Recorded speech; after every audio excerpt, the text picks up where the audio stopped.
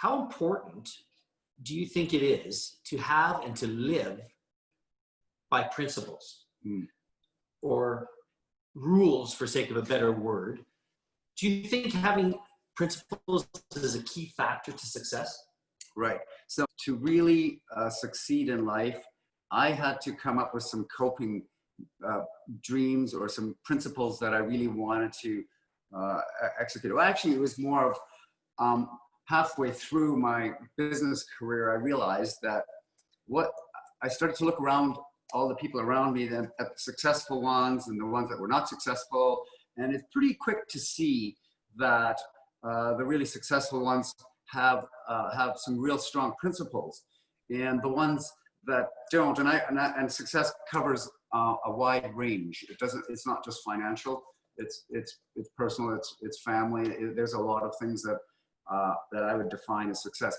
And I soon realized that I wanted some principles to live by, or what was making and shaping my life. And so I came up with 5 points that I live by, and I work them hard and I work them regularly, and they have been an enormous influence in my life. If you give me a few minutes here, I'll walk you through them, because to me, they've been enormously powerful. They have been my best tool. And part of it was an analysis of what my life is like, what have I done successfully and what haven't I, and what caused that. And the other part was who I want to be, or what I should be like, and just observing people who needed structure.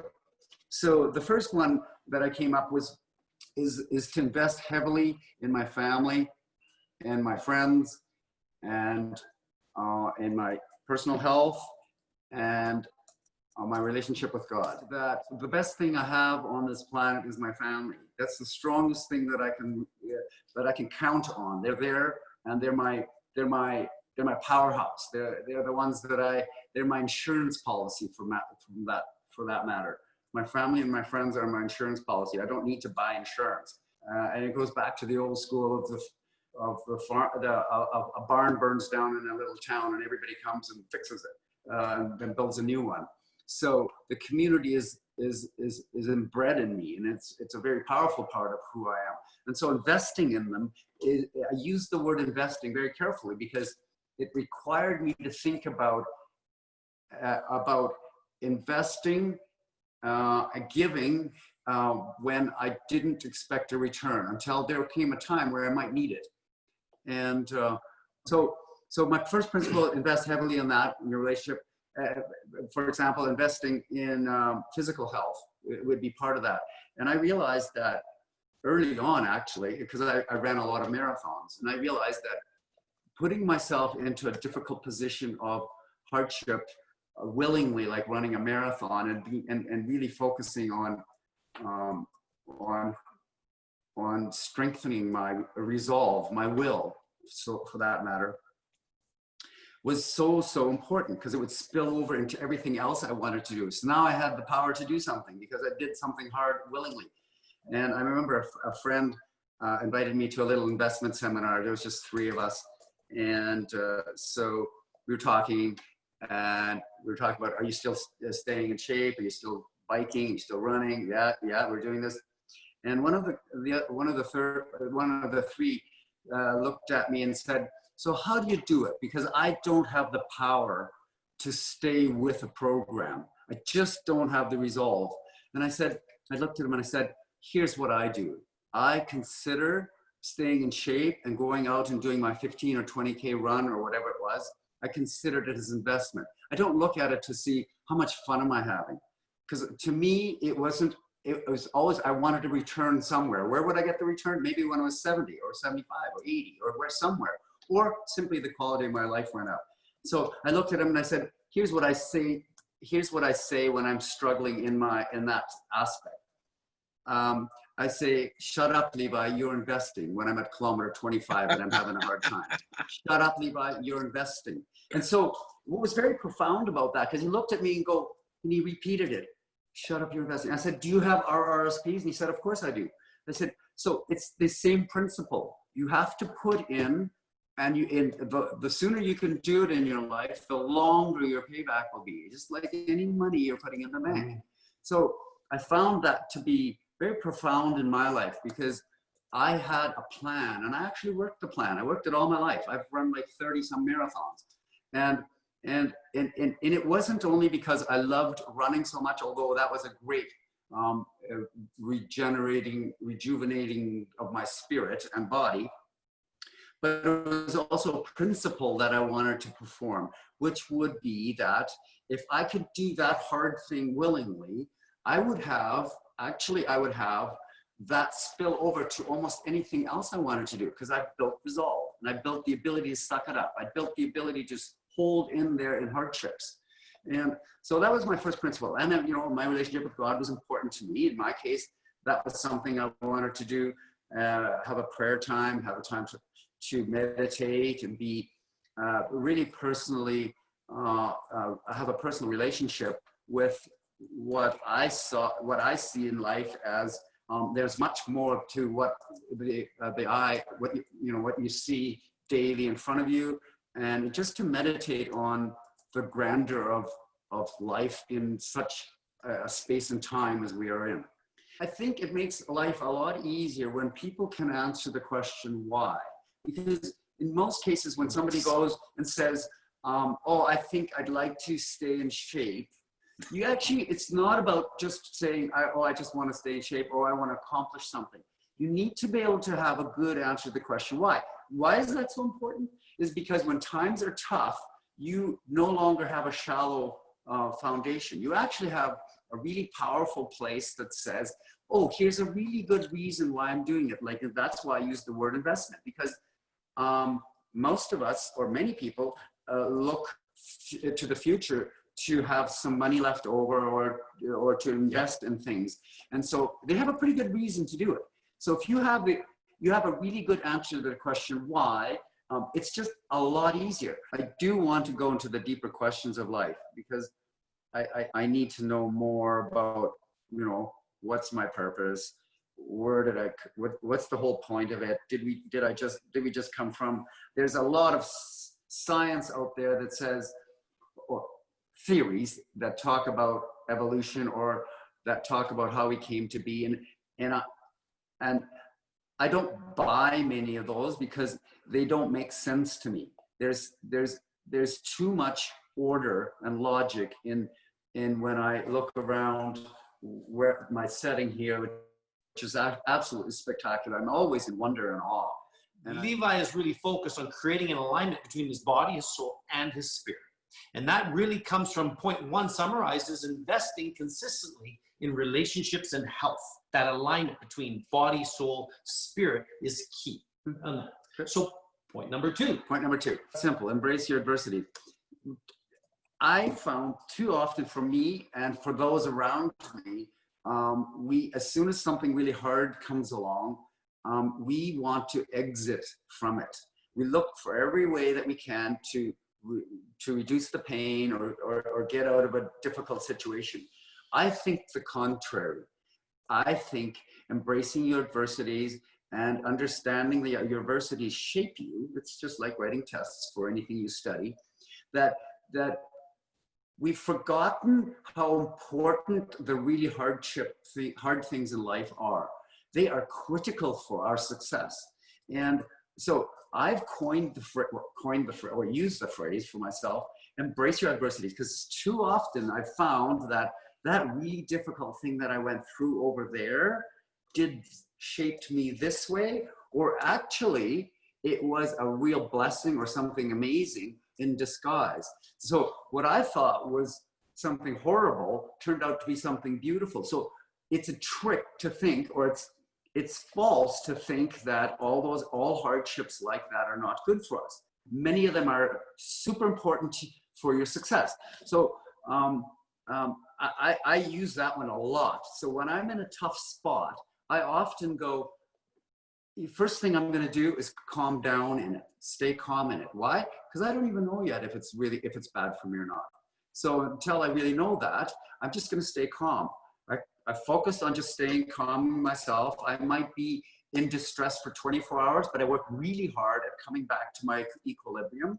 And then I'll look to see, all right, let's just watch and look at this from all perspective. and just walk through it, because there's a very good chance, historically in my life, there's a very good chance that this is good for me. And it's a principle I practice a lot. When I'm in a hard spot, I go, this could really be good for me. So then I calm down and I work it, and I wait for it to go through it.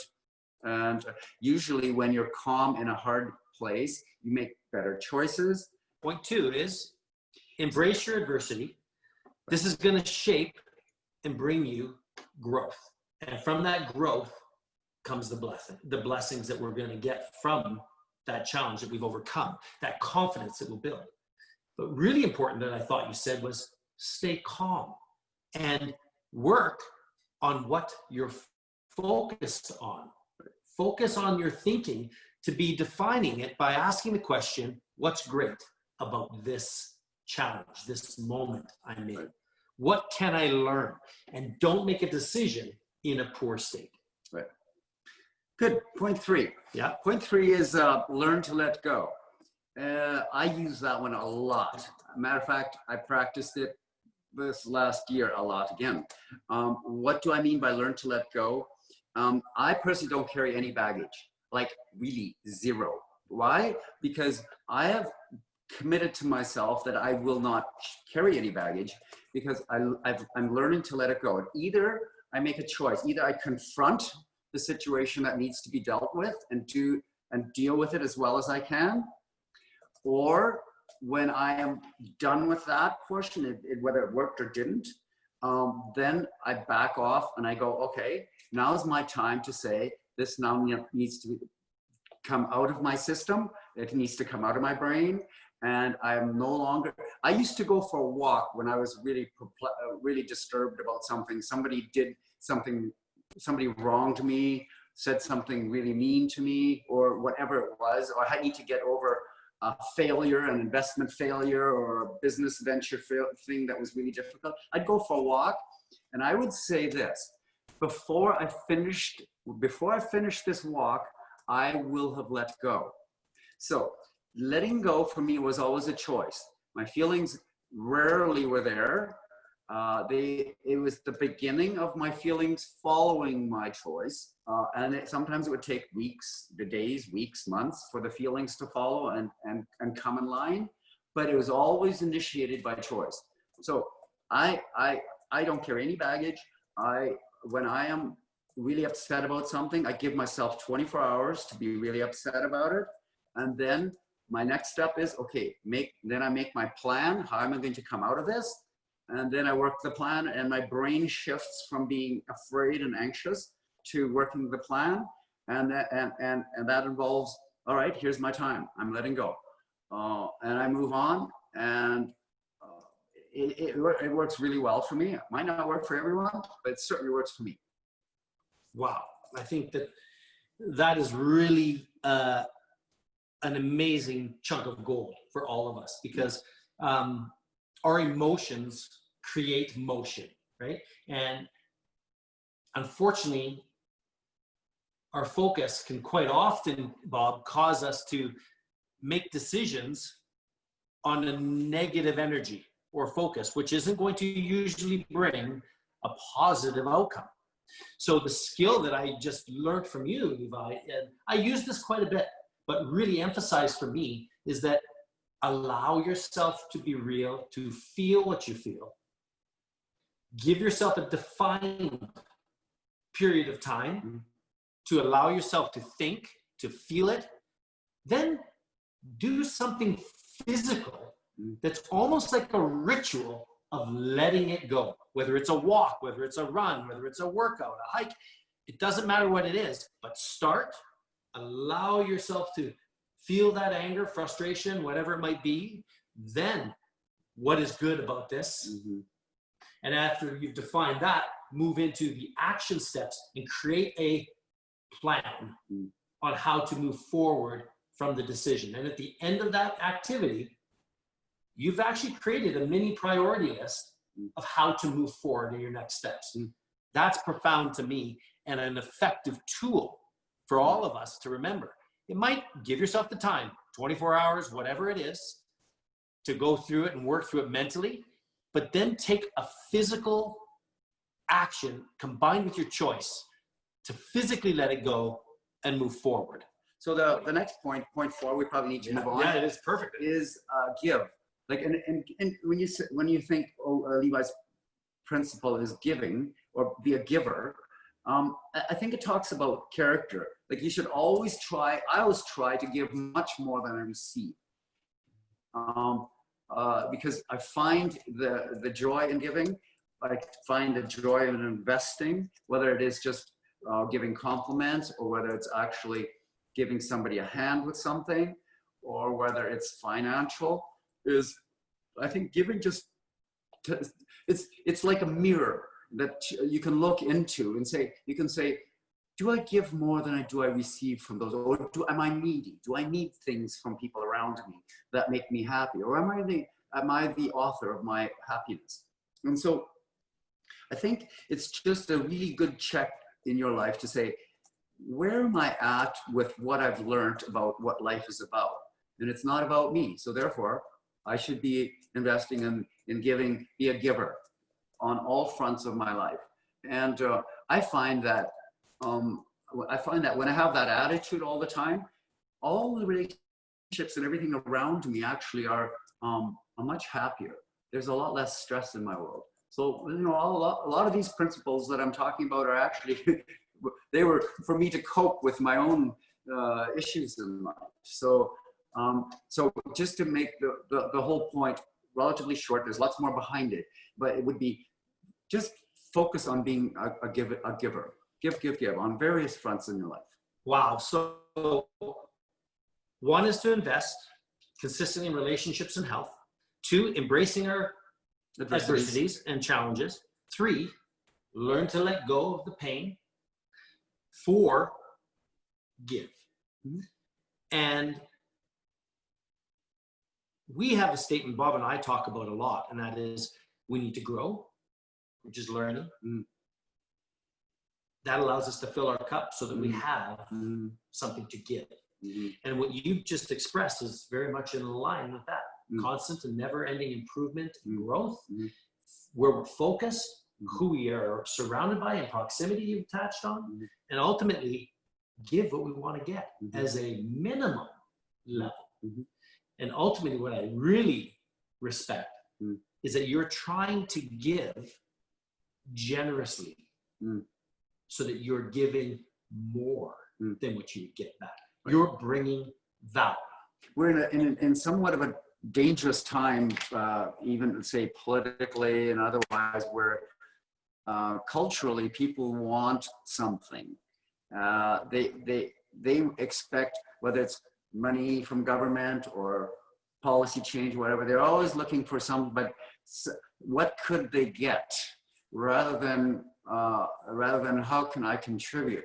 And I think if the focused a little bit more on every individual was trying to give a little bit more than they would get, the whole world would be a very different place. And so, so I'm concerned right now about our culture as it's becoming far more oriented towards, somebody needs to look after me. So I totally agree with you. So that segues into our final point, the fifth point. Fifth point is allow life to be an adventure.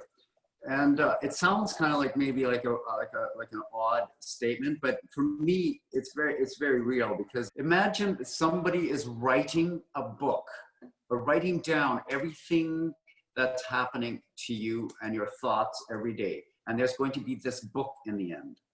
And if you get up in the morning and you eat your Fruit Loops, you go to work, you just barely make it through work because you just want to work as hard as you have to. You come home, you eat something, you watch TV, and you go to bed and you do the same thing the next day again. And that's all written down. Who will read the book? So I would say is allow life to have a lot of hardships. Push yourself to the edge, because the spice of life is always near the edge. It's not in the middle where you're comfortable and safe. The spice of life is near the edge. Allow there to be tears in your life. Allow there to be really hardships, allow there to be great joys and accomplishments and achievements. Why? Because it could make a pretty interesting book in the end. So live life fully, knowing that, imagine someone's actually writing a book and it will be read, but will only one person read it, or will it be actually a really good read? So live life because you know that there's so much opportunity that you could do, and you're passing by every moment that you don't actually do something significant, or you're experiencing something significant, or just simply enjoying the world for what it is. And you have an optimistic point of perspective on how things work out there. So allow life to be really adventurous. Allow it to be really hard sometimes, because that's actually makes a really good story. So I use that one only because it helps me put the whole thing in perspective of what it is that I want to accomplish and what do I want to end up with. Wow, that's powerful. That's really powerful. To visualize that I have a scribe literally running beside me all day, every day. That is impactful. Every word I say, every action I take, will this create value in my life and make a great tell story. A story? Yes, tell a story that I would want to read. And that means the story can't be all easy. It can't be all just simple, because all great stories have challenge, have the triumph. You have no triumph if you do not have those challenges to face, to have our character tested, to have a choice of up or down, left or right. Should I stay? Should I go? Pain is the partner of growth. And that's what inspires all of us, is when people actually see us embrace the pain and are able to move forward. And this, for me today, is a very powerful lesson.